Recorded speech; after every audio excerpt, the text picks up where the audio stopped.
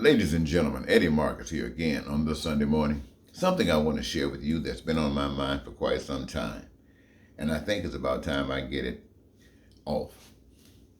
You have heard it said that because of one man, Adam, sinned against God, violated God's rules, and by so doing that, sin entered into the world.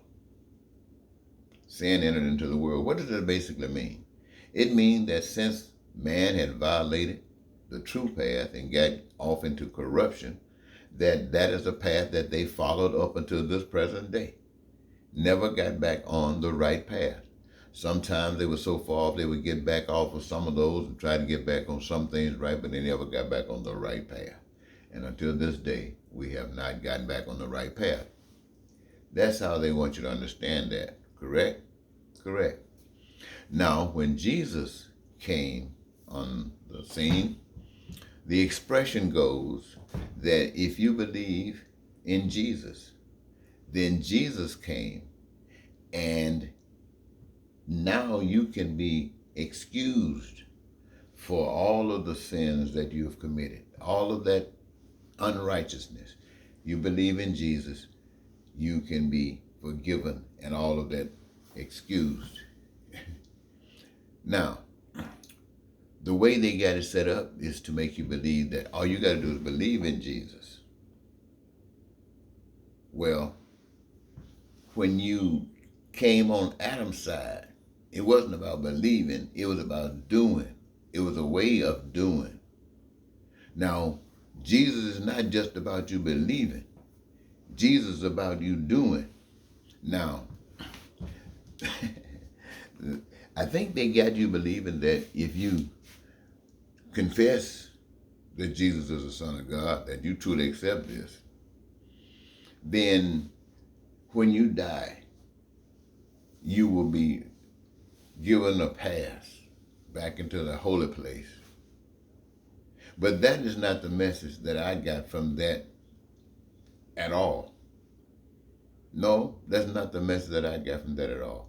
And if somebody say, well, we don't care what you say, it came out of the book.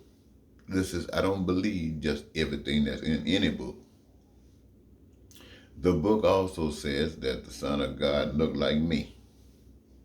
Good old nice, beautiful skin, woolly hair like the sheep. But when they put a picture of him, it didn't look like me. He looked like the opposite of me. In fact, looked like what used to be a slave master. Well, let's not get into that.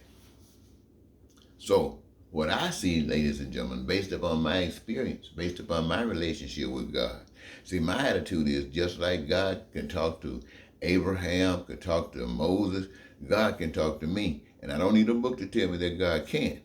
All I need is me communicating with God to tell the book, you don't know what you're talking about. And since that book tells me something different than what I'm getting, what I get is this. Jesus came here to tell you, you live the right kind of life according to what is God's will, according to that which would produce God's will. And it is in such opposition to what the will of the world is that it will lead you down a path that will take you to the cross. It will take you to the cross. And what Jesus is saying to you is that is the way to get out of hell. That is the way to prove. You know, you can walk around talking about how much you love God and how saved you are. You can walk around and say all those things all day long. Holy, I remember when I was a kid, I used to watch people shouting, falling all over benches and stuff.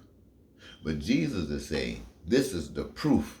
You stand up, you do the right things, and don't care how righteous they are, they will lead you straight down to a path of destruction. But this is the way out of hell.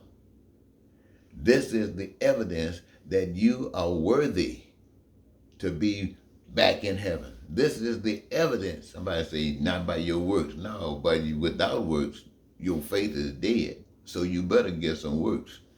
Jesus says it's going to take you to the cross. It's not going to take you on Peel Hill. It's not going to get you in planes and jets and living first class style where people are giving you $1,000 to plant a seed that you can say something to God that's going to bless them. No.